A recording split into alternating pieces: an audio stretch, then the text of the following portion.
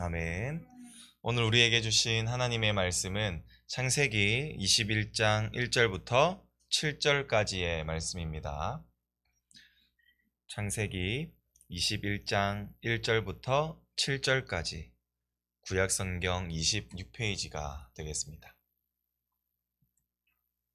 우리 다 찾으셨으면 저와 여러분들이 한 절씩 교독해서 읽도록 하겠습니다. 여호와께서 말씀하신 대로 사라를 돌보셨고 여호와께서 말씀하신 대로 사라에게 행하셨으므로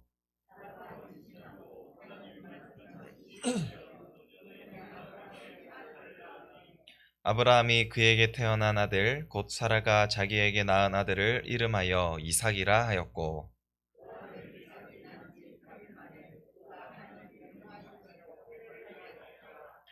아브라함이 그의 아들 이삭이 그에게 태어날 때에 100세라.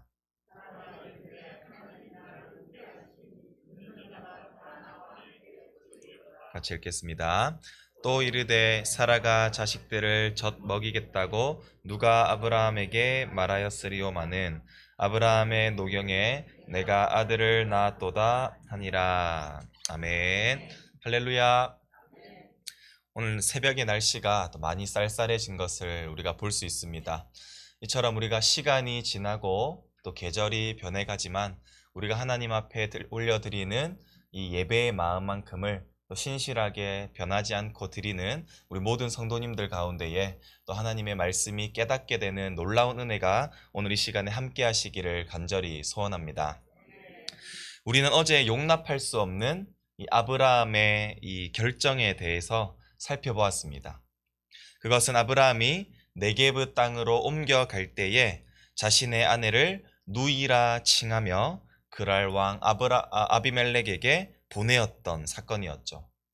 그 이유는 바로 자신이 아내로 말미암아 이방 땅에서 죽을까 염려하였기 때문에 결정한 사항이었습니다. 물론 아브라함은 이러한 결정이 처음은 아니었습니다. 우리도 아시다시피 창세기 12장에서도 자신의 아내를 누이라 속여 애굽왕 바로에게 보내었던 적이 있었죠.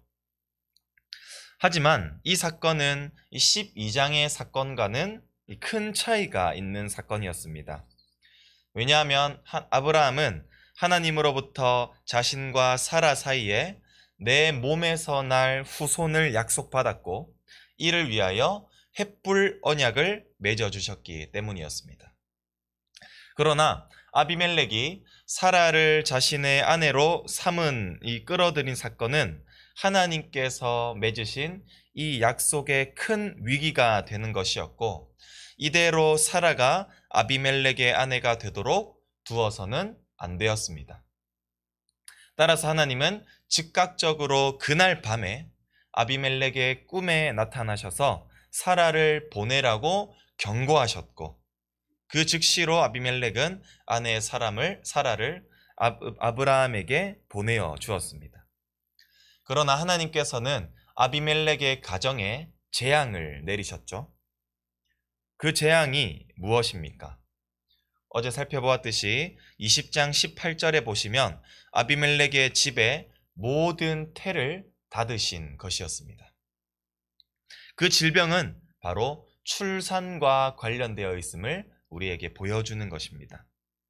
즉 창세기 20장의 결말을 통하여서 태를 여시는 분과 태를 닫으시는 분은 바로 하나님의 손에 달려 있음을 깨닫게 함과 동시에 우리에게 이러한 질문을 불러올 수가 있습니다.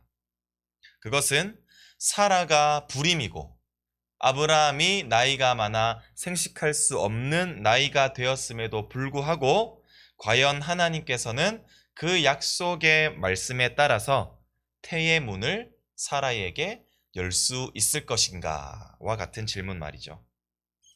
그리고 오늘 본문은 그 질문에 대한 명확한 답을 우리에게 제공해 주고 있습니다. 우리 1절과 2절을 한번 같이 읽겠습니다. 여호와께서 말씀하신 대로 사라를 돌보셨고 여호와께서 말씀하신 대로 사라에게 행하셨으므로 사라가 임신하고 하나님이 말씀하신 시기가 되어 노년의 아브라함에게 아들을 낳으니. 아멘. 우리 창세기 20장 18절에 대한 이 질문의 대답은 바로 그렇다입니다. 하나님께서는 사라가 불임일지라도 아브라함이 나이가 많다고 할지라도 말씀하시는 대로 반드시 행하시는 분이라는 사실을 오늘 본문에서 보여주고 계시는 것이죠.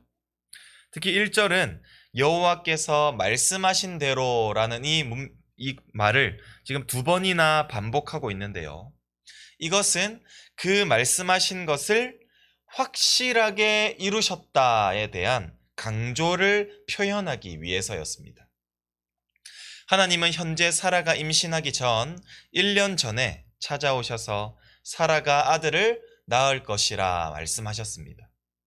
이때 아브라함의 반응은 어떠했습니까? 엎드려서 웃었습니다. 그리고 마음속으로 어찌 100세 된 남자가 자식을 낳고 90세 된 여자가 출산을 하겠느냐며 하나님의 약속에 대해서 불신하였죠. 그러나 비록 하나님은 이 사람의 불신에도 불구하고 그리고 현실적으로 이것이 이루어질 수 없는 불가능한 상황에 놓여 있었을지라도 하나님께서는 반드시 말씀하시는 대로 이루시는 분이심을 강조하시는 것입니다. 비록 아브라함이 하나님 앞에서 끊임없이 믿음 앞에 그 믿음 없는 행동과 실패를 거듭했다고 할지라도 아브라함의 행위에 따라 하나님께서 약속하신 이 약속이 거두어지지 않았습니다. 자녀를 주시리라 약속하신 것은 오직 하나님만의 책임이셨고 결국 이것을 성취하시기 위해서 이제껏 신실하게 하나님께서는 인도해 오신 것이었습니다.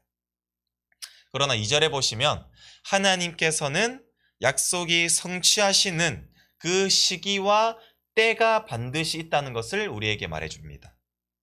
사라가 임신하고 아들을 낳게 된 것은 약속하신 날로부터 25년이 지난 지금에서야 이루어진 것임을 우리는 볼 수 있는 것이죠. 언제 주시겠다는 이 정확한 기약도 없이 25년이라는 긴 세월을 기다리는 것은 결코 쉬운 일이 아닙니다. 이것은 아브라함에게도 결코 쉬운 일이 아니었습니다. 그러나 아브라함이 이 계기를 통하여 확신할 수 있었던 것은 약속하신 바 그것을 성취하시되 그것을 이루시는 하나님의 때와 시기가 반드시 존재한다는 것을 이 사건을 통해서 깨달았을 것입니다. 따라서 앞으로 많은 자손을 주시리라, 약속의 땅을 주리라 약속하신 바도 아직은 아브라함에게 이루어지지는 않았지만 반드시 하나님의 약속의 때와 시기에 따라 주실 것이라는 그 믿음을 통하여서 아브라함은 인내하게 될 것입니다.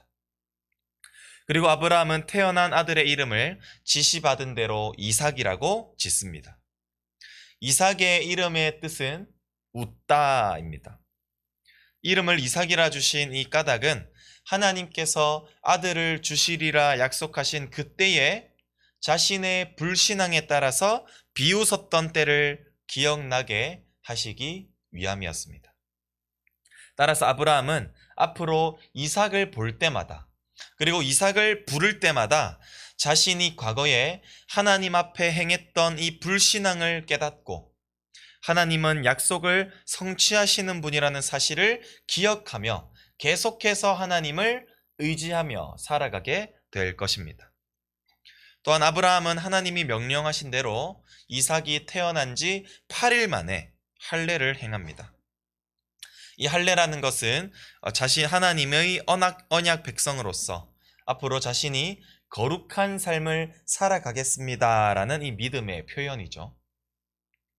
아브라함은 비록 25년이나 기다려야 했던 그 이삭의 출생이 너무나도 꿈만 같이 기뻤을지라도 하나님의 백성으로서의 자신의 의무를 저버리지는 않았습니다.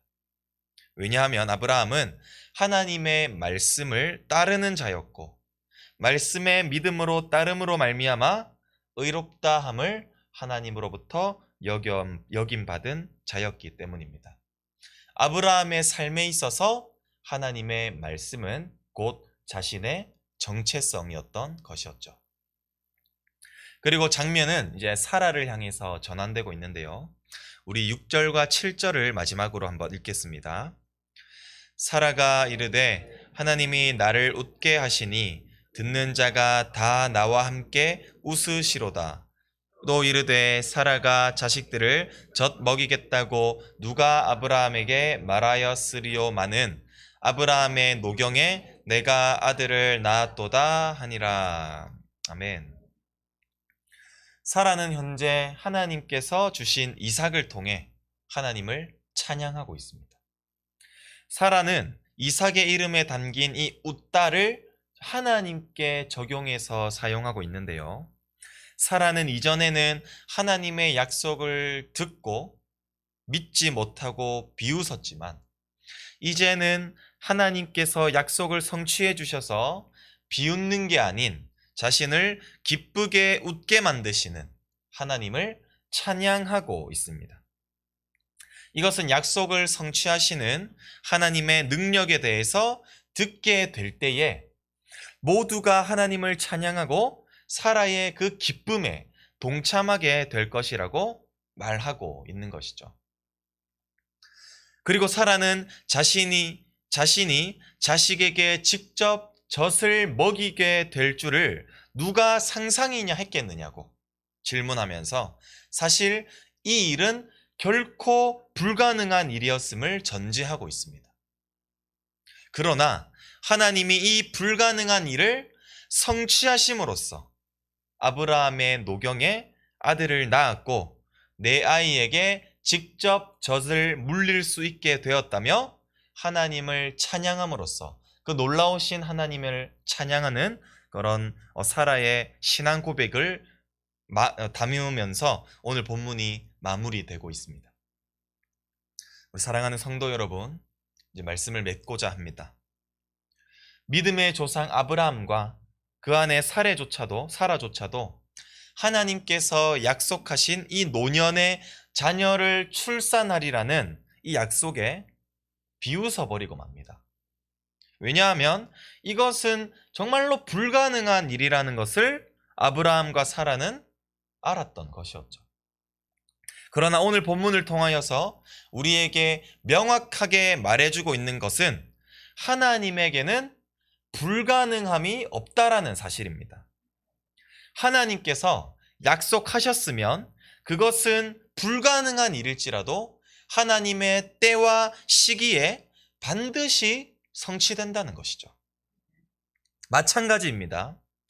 하나님께서 약속하신 바를 아브라함에게 반드시 성취하셨다는 것이 오늘 이 성경을 통하여 우리에게 증거가 되어 각 사람에게, 우리 성도 한 사람 한 사람에게 주신 그분의 약속하신 바도 하나님께서 신실하게 이루어 주실 줄로 믿습니다. 그때와 시기는 우리가 알 수 없으나 하나님께서 여러분들에게 약속하신 바를 성취하시기 위해서 지금도 쉬지 않고 성실하게 일하고 계시는 그 하나님의 열심을 바라볼 수 있기를 소원합니다. 따라서 우리에게 요구되어지는 성품은 바로 인내입니다. 우리의 하루하루가 참 힘들지만 그때마다 하나님의 말씀을 바라보고 의지하며 우리가 한 걸음 한 걸음을 내디딜 때마다 하나님께서 주시고자 하시는 그 약속의 때가 반드시 다가오게 될 것이며 하나님께서는 우리를 웃게 하시는 그 하나님의 능력이 반드시 성취될 줄로 믿습니다. 우리가 이 하나님의 약속을 성취함을 받아 그 놀라우신 하나님의 또한 그 능력을 우리가 찬양하며 또 하나님을 알지 못하는 이 모든 이웃과 우리 모든 가족들에게 이것을 전할 때에 이 약속의 말씀을 주신 이 하나님의 능력을 바라보고 하나님을 알지 못하는 믿지 않는 자들도 그것을 통하여 함께 기쁘게 하나님을 찬양하게 되는 그 날이 또 속히 다가오게 될 줄로 믿습니다. 우리가 오늘 하루를 살아가시면서 하나님께서 말씀하신 대로 성취하는 분이라는 사실을 우리가 믿으며 주어진 하루를 또한 주어진 약속을 이루어질 것이라는 이 말씀에 우리가 소망을 가지고 우리가 한 걸음 한 걸음 주님의 말씀을 의지하며 살아갈 수 있는 우리 모든 성도님들 될 수 있기를 간절히 소원합니다. 기도하겠습니다. 참 좋으신 하나님 아버지, 주님의 은혜와 사랑을 너무나도 감사합니다. 하나님, 믿음의 조상이라 불려지는 아브라함조차도 자신에게 주어질 그 하나님의 약속에 대해서 비웃었음을 우리는 성경을 통해서 바라보게 되었습니다. 왜냐하면 그것은 정말로 사람이 생각했을 때에 불가능한 일이었기 때문입니다.